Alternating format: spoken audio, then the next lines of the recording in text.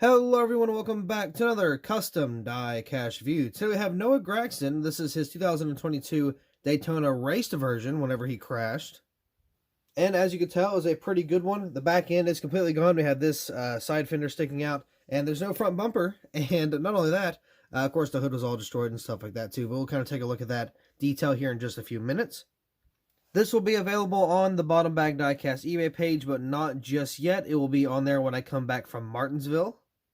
Because I'll admit this was kind of a small cash grab for Martinsville. I was going to make a few customs, throw them out on eBay, hoping they would sell, just in case I'm kind of running a little bit low. So I figured, I'll put up some customs, see if I can get anything. So luckily I did get enough. I'm pretty sure the whole trip will be covered, but I was going to throw this up before, and I just did not get any time. I kind of ran out of time actually, so we'll throw this up after I return.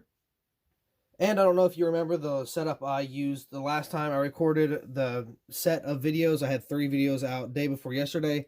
I was in a different building, but I'm still using the same box. I moved back to my little home, and yeah, we're doing it this way. So I'm more comfortable. I'm not going to be as struggling to hold anything. I'm not going to be all shaky with stuff. So we're back in our normal setup, but just with a different box.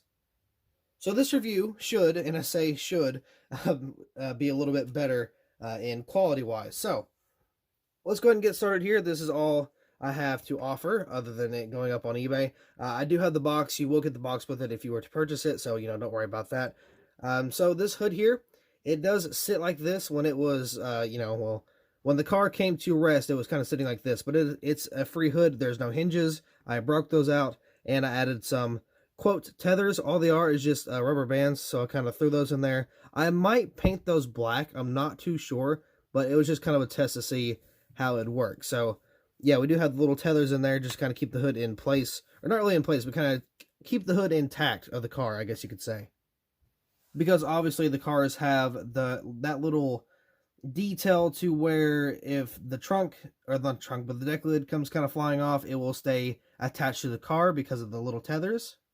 And of course, it is the same way with the hood. That way, it's not like a big piece of debris sitting out on the track somewhere. It's still attached to the car. This, that, and the other. That way, it stays attached to the vehicle and it doesn't, fly around everywhere and possibly have somebody else crash because of it or something like that. So that's just a small detail I have on here. I know it's not a whole lot, but there's a little bit of that. Again, I might paint it. I may not. I'm not really too sure just yet. But this is how the car kind of sat. You can see I had the hood just kind of sitting there. Then we had this little back end piece kind of peeled out. So let's go ahead and review this die cast. Of course, that hood's going to come off, as I said earlier, so you can just put that back there.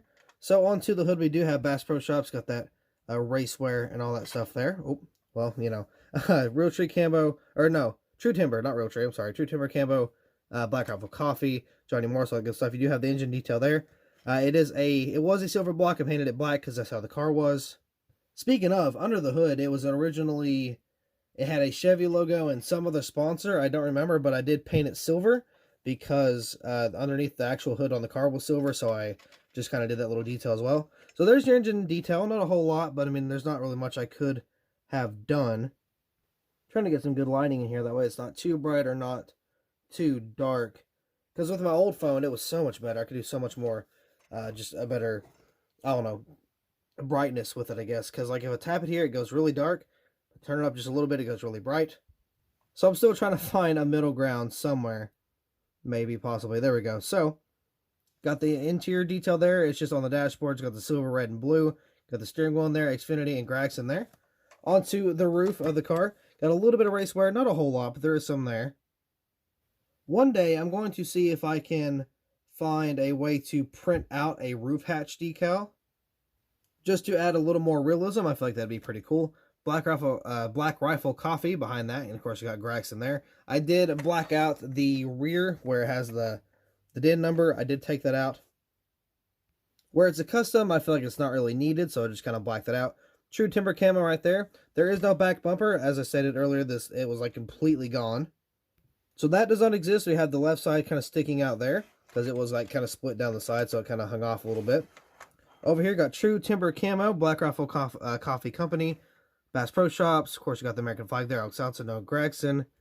Safety Clean. Can't tell what that one is. And Miller, SEM, and then Junior Motorsports there. Brandt got just some more just race wear from the car. And then, of course, got the tires. I kind of did I didn't do any blackout, I don't think. Yeah, I did the front tire over here blacked out, but everything else just kind of worn. It wasn't super marked off. So going down the side, of course, you got the Xfinity Series Mobile 1 ARP and the Xfinity, or the NASCAR race car, I'm sorry. Then you got the tire here, got a little bit of race wear, then of course you got the front end cut off. And to the actual front end of the car, once again, there is no front end of the car, but I will talk about this little detail here. So this right here, if you saw in the picture, it had this this little bar that kind of ran across the front. So the diecast cars do not come with that brace in the actual molding. So all I did, pretty simple, I took a Q-tip, cut off the ends, and just slapped it in there. That's all I did. I did have to cut a little slit in the top. You can see where it kind of melted the old plastic, but I kind of made a little slit in that little, I don't know, a little silver block there, and I stuck it down in there just to kind of give that little brace effect. So that's why that is there. Now if we go over here, of course I was talking about the rubbed out tire. You can see this one is completely black. I got a little bit of a donut mark there. Got some more race just rubber around the car. A little more around the wheel well here. Of course you got a little bit of a, I don't know, that's not a wall scrape, that's just some race wear. Got the window net down. Of course you can see the interior of the car there. Over here got some more race wear on the tire. True Timber camo. Got a little bit of fuel spillage. And of course got some more just race wear on the side. Now going to the undercarriage of this thing here. Of course, it's just the same thing we always do. Which is, if I can zoom out a little bit here, that way you can get the entire, oh, I'm just too close. That way you can get the entire look. Now if I can brighten it up for you a little bit, that'd be nice. Maybe. There we go. So there's that. There's not really much to it. I just painted the gas tank, the little red thing here, and oh, I tipped it over. And then of course the axles and stuff and the braces, those are painted black. Then I got the transmission here, or no, the drive shaft. I'm sorry, transmission's up front. I could do some little different colored wires. I did think about that. I might actually do that here later on. But I thought about putting, because it's got these little boxes and wires. I thought about putting green, red, blue, and maybe some other color. But I would love to have different colored wires underneath there. I feel like that'd look really good. So yeah, there is Gragson's Daytona crash. I didn't really expect to be making my favorite Xfinity drivers crash cars, but you know what? Here we are.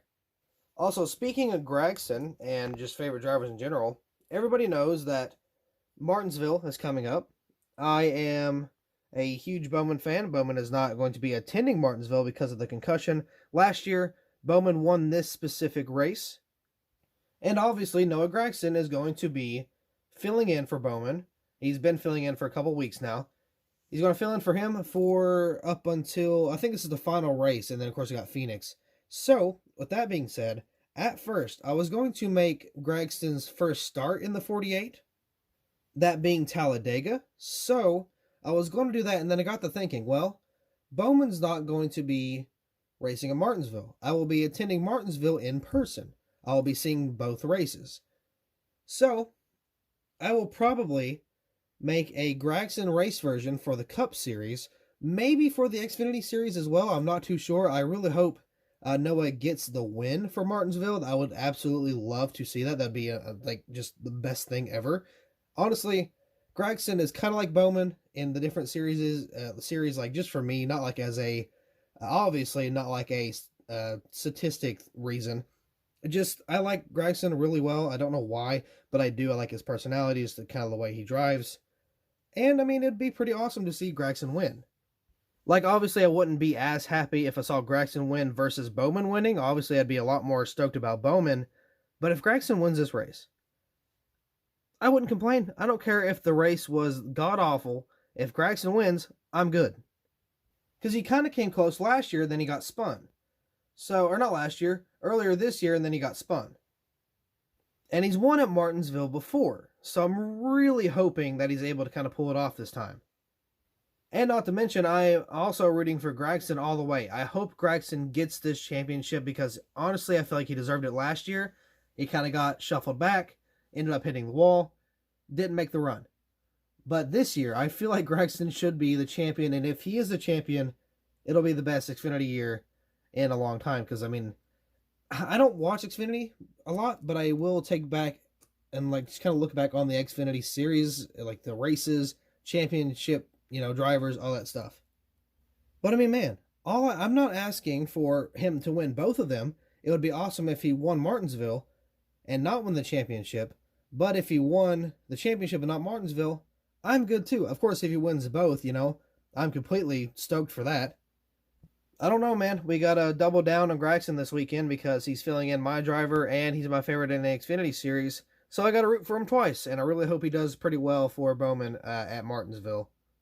But again, we'll see. I will be doing both vlogs of both races, so I hope they turn out pretty good. But I think that's going to be all for this custom diecast review.